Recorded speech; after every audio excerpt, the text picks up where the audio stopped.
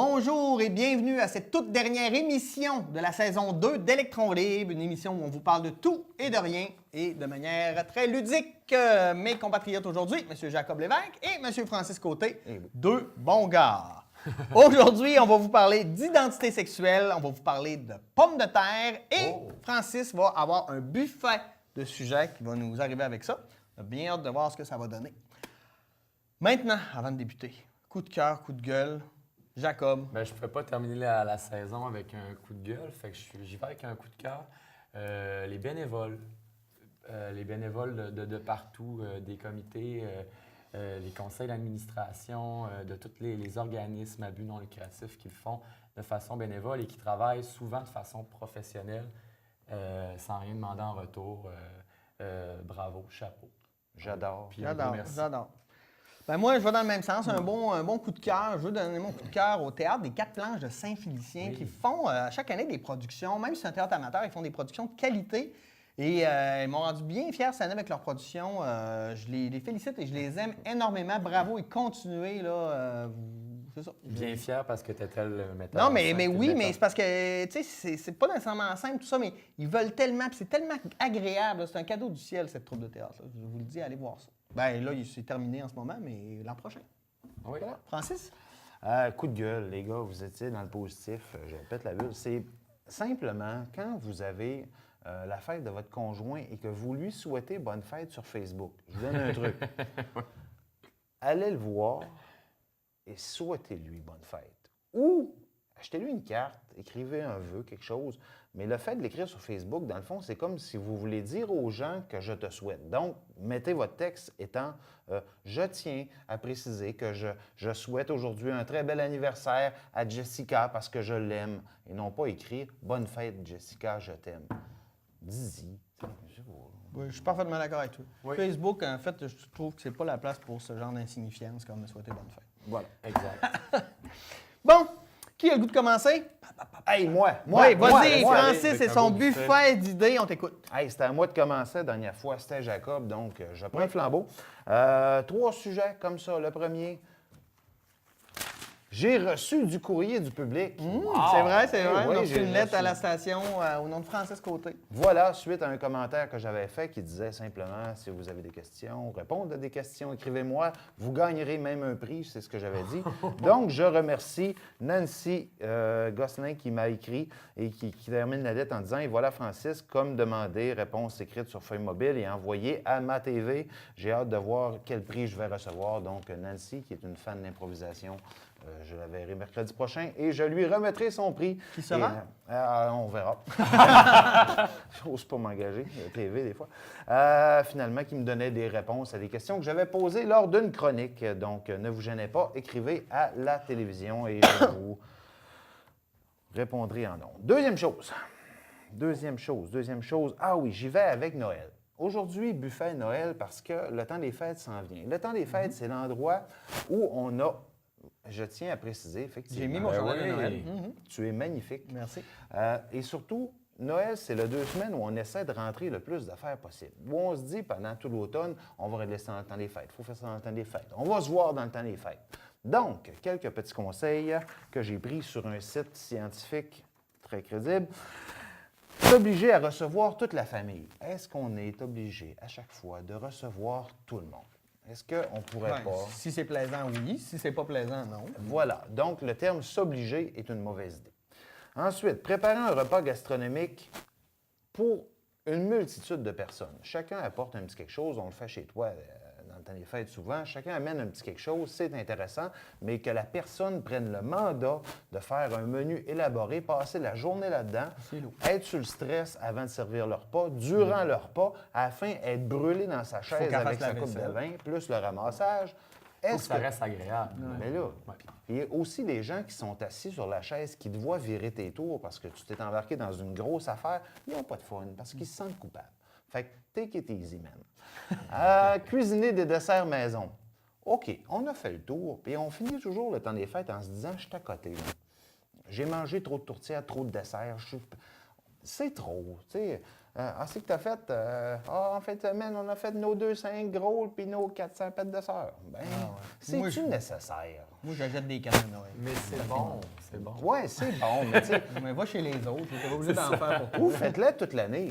Un Ouais. bon truc, au lieu d'en faire 400 pour le temps des fêtes puis que Ah le oui, monde, il y a ça. mange-en toute l'année, c'est pas. Ensuite, faire de la bouffe traditionnelle. C'est bon, mais tu sais, recevoir les gens avec une affaire qui ne s'attendent pas, pourquoi pas? Puis les gens vont dire. C'est vrai que la réalité, c'est que on n'a pas fait de tourtière cette année, mais en temps des fêtes, on en a mangé 16 fois. Oui, Non, mais c'est vrai. je me suis rendu l'année passée à 6 fois. Là. À la 6e, là, j'étais tanné. Non, j'étais à bout. Endurer les pas endurables. Oui, c'est ça. Il y a du monde qu'on s'oblige pour les mauvaises raisons. OK, j'ai compris. Je t'invite pas cette année. Voilà. Acheter 10 cadeaux par enfant. Le processus de s'asseoir au mois de novembre avec notre jeune, qu'est-ce que tu aimerais avoir? Et questionner quel serait ton besoin.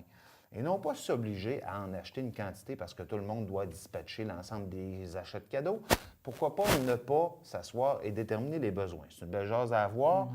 Ne pas se reposer. Placer dans ta plage horaire une journée où tu ne fous rien. Ou Même une chose semaine, pour les une enfants. semaine. Une semaine. Tu sais, placez-la dans l'horaire. Mais dites aujourd'hui, là, je ne suis pas à côté dans mes parties, j'ai pas 16 ans. Un vieux film d'après-midi sur le divan en pidge, c'est le bonheur. Puis de l'assumer et puis de dire non, Ouais. aujourd'hui, je fais rien, même s'il y a des propositions qui arrivent. C'est... Le problème, Ouais. c'est comment on se sent à l'intérieur. J'aurais dû en profiter pour voir, j'aurais dû en profiter pour faire. J'aurais dû en profiter pour me reposer et Voilà. réécouter tous les vendredis 13. Et voilà, et Ou l'ensemble... les électrons libres. Les électrons libres, tu as enregistré toute la saison que tu écoutes en rafale. OK. Et finalement, voilà. Ensuite, prochain sujet, check numéro 3. Placer des moments vides dans ton horaire, aider les autres. C'est vraiment quelque chose que tu devrais mettre dans ton temps des fêtes. Ouais. Et finalement, les jeux de société. Une fois de temps en temps, on déplogue les écrans, on lâche les télés et on s'assoit en famille. Les jeux de société, ça nous tente pas. C'est pas tout le temps. Tu sais, quand ton enfant dit « J'aimerais jouer hein, », ça tente pas tout le temps. Mais Entre adultes, c'est plaisant. c'est vraiment agréable de prendre le temps. Puis même entre adultes, comme Pierre dit, c'est vraiment quelque chose d'intéressant. Et finalement, dernier sujet que je voulais aborder, c'est un peu comme un coup de cœur, je voulais glisser, mais je le glisse. Je porte mon chandail, non pas du coureur des bois exclusivement, mais de l'impro. La semaine passée, on a fait un match. On est une petite ligue ici à Dolbeau. Et on a franchement eu du fun. Il y a des soirs que ça lève moins, c'est de l'impro. Il y a des soirs, ça lève plus. On est des gens qui n'ont pas joué beaucoup avec d'autres qui ont joué un peu plus. Mais au final, ça a donné une fichue de belle soirée. Ça a coûté ce que le monde voulait payer. Il y a du théâtre à Saint-Félicien. Vous avez du théâtre, des productions théâtrales durant l'été. Tu fais de l'impro avec des petits, il y aura éventuellement des choses. ICREA à Alma, partout dans la région. Les petites productions, les petits shows, à faible coût, là, à 5 piastres, à 10 piastres, à 15 piastres, à 20 piastres, tu vas voir des méchantes belles affaires, tu vas avoir des belles surprises, puis tu peux quand même aller voir des spectacles professionnels, mais fais le tour de ton jardin. Ça, c'en est une belle, et il y en a partout autour du Encourager la Saguenay-Saint-Jean. culture locale. Je suis parfaitement Oui, d'accord, parce- c'est important. Si on veut en avoir, il faut en profiter parce qu'on ne peut pas dire on n'a rien chez nous, mais chaque fois qu'il y a quelque chose, on n'y va pas. À un moment donné, c'est normal qu'il n'y ait rien. Hein. Tu Ben voulais oui. rajouter quelque chose? Ben, j'allais dans le même sens que toi. Ces productions-là existent parce que le public est au rendez-vous. Donc, c'est important de continuer à être au rendez-vous. Merci Francis. On va continuer, moi, avec l'histoire de la pomme de terre. Je suis tombé sur le site Épatante Patate qui vient de sortir un livre, entre autres, qui valorise la pomme de terre. Et je trouve ça intéressant. Puis il y avait une espèce de chronologie historique. J'avais le goût de vous en parler parce que je trouvais ça intéressant. 8000 ans avant Jésus-Christ, la pomme de terre se cultive déjà dans la cordillère des Andes au Pérou. Puis elle pousse à l'état sauvage. Les Incas l'appellent papa. Papa. Ah, ben, hein, oui, c'est drôle, hein? 1537, la patate prend le bateau et elle s'en va lors d'une expédition espagnole de la Colombie jusqu'au vieux continent. Donc, c'est l'entrée de la pomme de terre en Europe. OK. 1660, date très importante. Les pêcheurs belges, là, ils ont de la misère à pêcher. Ils ont de la misère, c'est la famine, etc. Ils décident de couper la pomme de terre en forme de poisson et de la faire frire. C'est devenu des frites, la naissance des frites. Donc, ils ont coupé la pomme de terre en petites lamelles, parce que ça ressemblait à un poisson, et ont décidé de les faire frire. En quelle année, ça? 1680. Les Belges. Les Belges, ben oui, les rois de la oui, patate, les rois de la les patate. rois de la frite. 1756, le roi de Prusse, Frédéric II le Grand, émet l'édit des pommes de terre qui ordonne la culture de la patate sous peine de se faire couper les oreilles. Donc, parce qu'il fallait manger, donc la patate, ça poussait bien. Donc, culture de la patate. 1777, en France, le pharmacien aux armées, qui s'appelle Antoine Parmentier, identifie les valeurs nutritives de la pomme de terre et la reconnaît en période de famine. Il en recense déjà une quarantaine de variétés. Entre 1834 et 1844, les paysans russes en ont gros sur le cœur et se révoltent contre le servage, les sanctions brutales et les réquisitions qu'ils subissent. On va appeler cette rébellion les émeutes des pommes de terre. Oh! Oh. 1845, 1 million de morts, 2 millions d'immigrés, 2 millions de réfugiés. C'est le bilan de la grande famine provoquée par le mildiou, un champignon qui fait chuter de près de moitié la production de pommes de terre en Irlande. 1853, pour donner une leçon aux clients difficiles, un restaurateur américain lui sert des pommes de terre en tranches fines, trempées dans de l'huile bouillante. Le client saisit entre ses doigts cette surprenante patate, littéralement copeaux de pommes de terre, et il croque et ça craque, et c'est la naissance des chips. Oh, oh. Oh, oh, oh. 1885, date mémorable, Van Gogh peint Les Mangeurs de patates. Ben oui. Sa célèbre toile. Ah, ouais, je connais pas. Ouais. Fin 18e siècle, fin 19e siècle, pardon, steak, blé d'Inde, patate, le pâté chinois a vu le jour lors de la construction de la voie de chemin de fer pan-canadienne. OK. En nourrissant de sommets économiques les ouvriers qui étaient surtout d'origine asiatique. Donc, le pâté chinois. Chinois, c'est ça, mais c'est pas les Je vais Chinois poser qui la ont inventé question, ça. Non, non. non, c'est parce qu'il y avait beaucoup des Asiatiques qui cultivaient, puis c'est ce qu'on leur donnait à manger. OK. Mais ça n'a pas de lien avec Parmentier en 1777. Non, ça c'est Hachi Parmentier. Ah, C'est le frère d'Antoine. C'est le frère d'Antoine. Antoine Mille- Hachi. OK, non. 1904, c'est l'âge d'or de la course de sac de patates. Oh! Aux Jeux olympiques de Saint-Louis, il y a la course de sac de patates aux Jeux olympiques. 1828, le Belge Victor Simon, du premier, donc c'est l'invention du premier moulin à légumes et du premier presse-purée qui va révolutionner la cuisine, la naissance des patates en purée. Mais tu sais qu'on n'a pas un c'est presse-patate. ça. 1929, dépôt du brevet de l'économe, le fameux épluche-patate. Oh. 1950, la découverte de l'aérosol excite l'imagination des scientifiques et on tente de développer de la purée de patates en aérosol. Est-ce que ça a Et fonctionné? heureusement, ça n'a pas fonctionné. OK. 1952, connaissez-vous la sorte de patate Idaho? Il y a plein de sortes de patates. Là. Bon, Idaho, c'est une sorte de patate. Et Marilyn Monroe, le sex symbole, va poser dans une robe coupée dans un sac de pommes de terre Idaho parce qu'elle va un peu commanditer la marque. Elle va être la Wow. porte-parole de la marque de patates. Oui, 1962, fini la corvée d'épluchage. La purée instantanée fait son apparition dans les rayons d'épicerie. C'est plus ou moins une bonne nouvelle. C'est une mauvaise nouvelle. 1995, qui a eu 45 ans? 1995? Oui. Gaston Gingras. Non. Moi, je En suis lien né avec en la patate. 95. Qui a eu 45 ans en 1995? Je le sais pas du tout. Monsieur Patate! Monsieur Patate. Ben Ah, oui, Monsieur wow. Patate, qui a d'ailleurs obtenu un rôle important au cinéma dans la trilogie Toy Story. 1995, la pomme de terre s'envole et quitte la Terre pour prendre racine dans l'espace lors d'une mission de la navette spatiale Columbia 29. 2008, c'est l'année internationale de la patate, indispensable pour l'équilibre du système alimentaire mondial. Elle contribue à lutter contre la faim et la pauvreté. Et 2008, la plus grande patate trouvée au monde en Chine, 40 cm de long, 30 cm de diamètre, Wow. 15 kilos. Bang! Là, dans la patate. C'était un melon d'eau. là. Ouais, quasiment. Et quand même un apport économique important dans notre région. Eh Le oui. deuxième, après le bleuet. Là, Puis c'est profitez-en, c'est là. la patate, c'est Oui. le légume le plus prolifique. Et profitez-en, parce que je trouve que des fois, on va acheter notre patate à l'épicerie. Puis là, elle est partie de la région.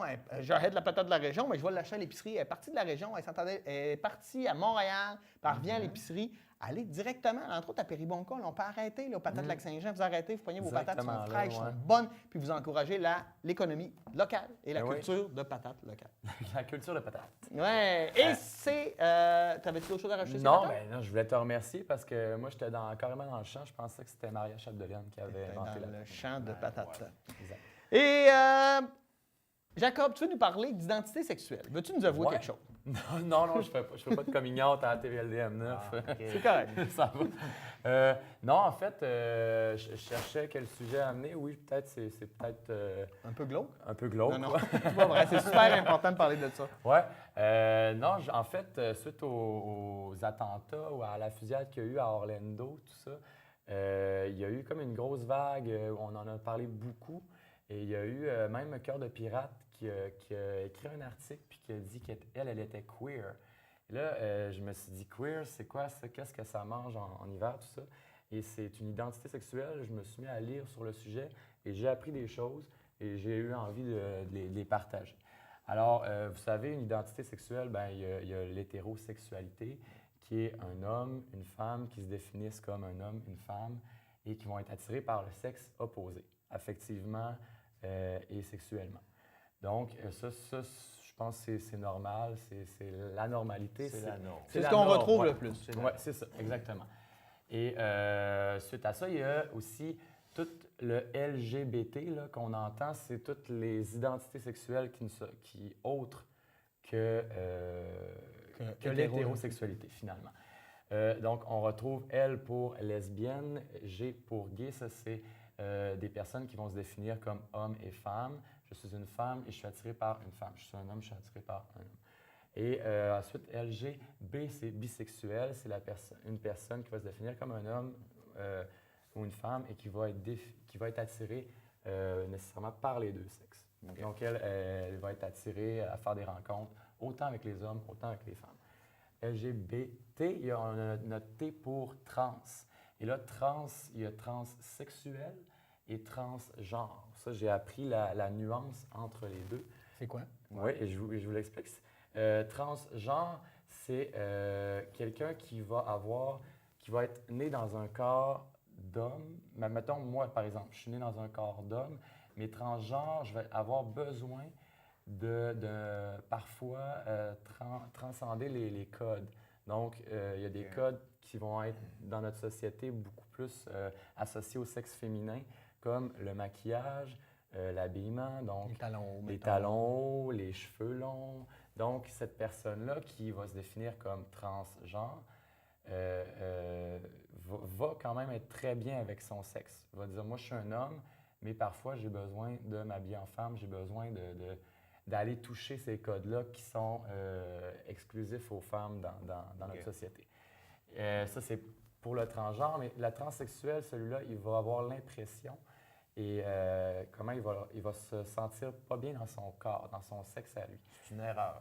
Le corps, par rapport C'est ça. à ce qui est, c'est une erreur. Il va être né biologiquement, il va être un homme, mais il va avoir le sentiment que c'est une femme. OK. Et donc, C'est là où on parle de changement de sexe, une opération ouais, de c'est changer ça. de sexe. Mais on peut se définir comme transsexuel même avant le changement de sexe. Ouais. Parce que souvent, ils ne le feront pas. Il peut y avoir des questions économiques ou la peur de l'opération, tout ça. Ils ne feront pas l'opération, mais ils vont se définir comme transsexuels. Sinon, LGBT, mais je parlais tout à l'heure de queer, parce que là, queer. ça, C'est tu quoi l'as pas ça, queer? Ouais. On peut le traduire en français par pansexuel. Pan comme, on l'écrit P-A-N, mais moi, ça me faisait penser à l'animal le pan, le paon, l'éventail. En fait, cette personne-là va être attirée, ne sera pas fermée. On va parler d'une personne ouverte à L'ensemble de tout ça. l'ensemble de tout ça. Donc, à un trans, à un Mais c'est pas, bi. mettons, un bi. Je veux dire, bi, c'est déjà l'ensemble de... Ah non, c'est... Non, ouais. bi, ça va être homme, femme, mais sexuellement et affectivement. Mais le pansexuel, on va parler de l'humain.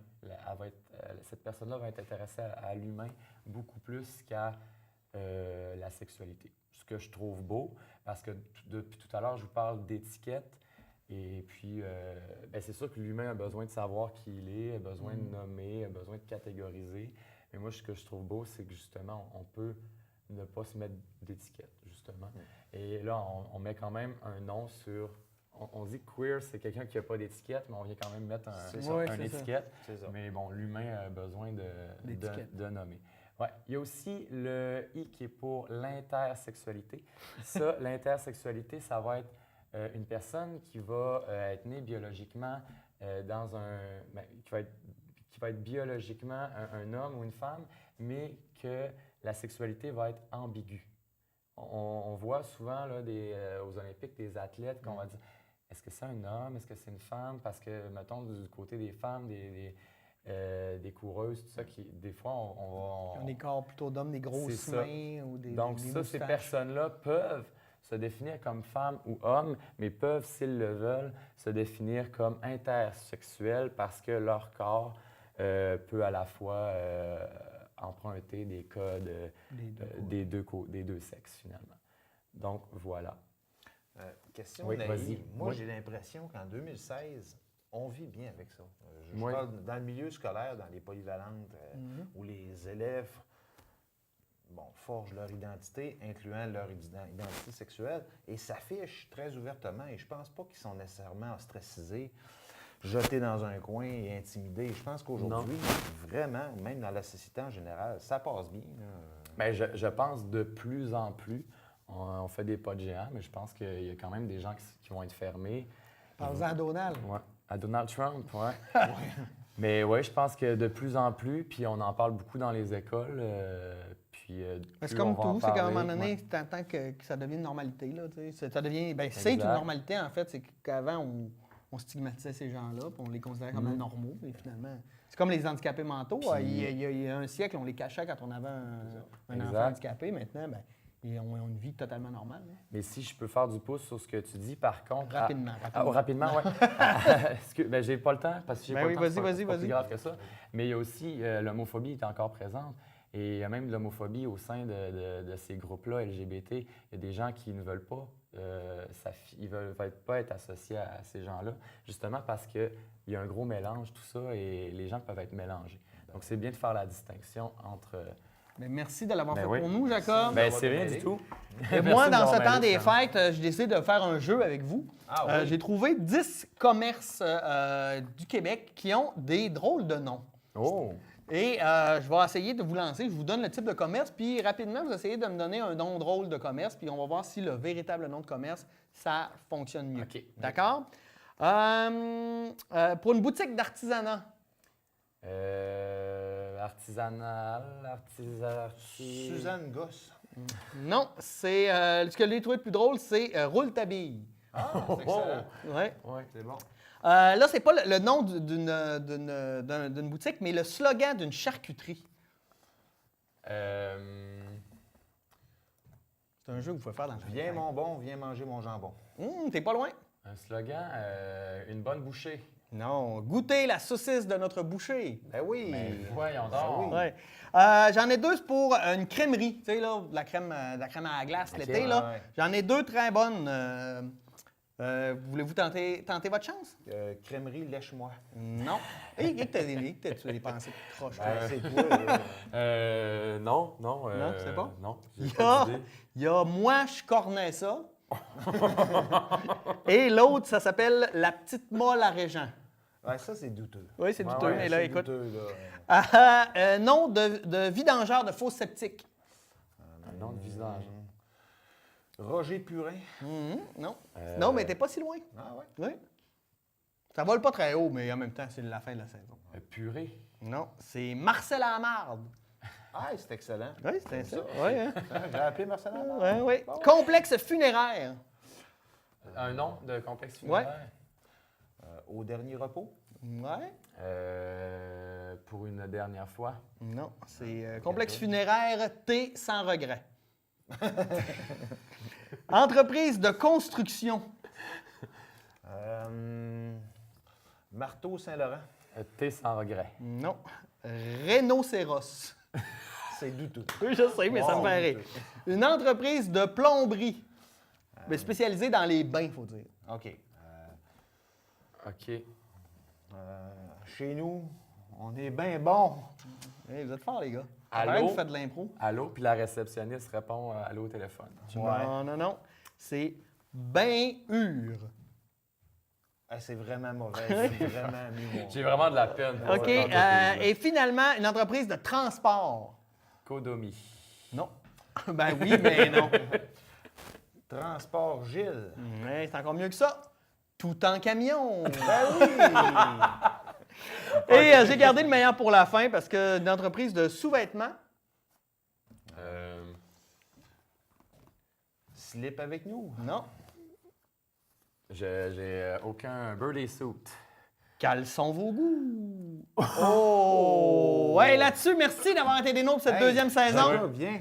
Ouais. Hey, on va vous souhaiter un bon temps des fêtes. Oui. Profitez-en. Nous, on devrait revenir juste l'automne prochain, mais survenez nos émissions. Il va sûrement avoir une saison 3 d'Électron Libre. On a beaucoup trop de plaisir à vous dire n'importe quoi. Merci et bon été. Bon hiver. Joyeux Noël.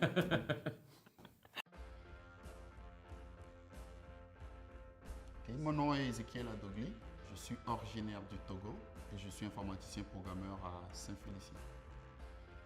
Nous avons choisi la région pour plusieurs raisons. Nous voulions un environnement sécuritaire et moins stressant pour notre petit garçon.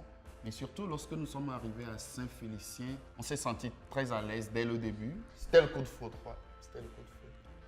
De la région, ce qu'on aime le plus, c'est surtout la qualité de vie, aussi la proximité des services, mais surtout, c'est les gens. Porte ouverte sur le lac a été là dès le début. Dès que nous sommes arrivés, ils nous ont accueillis.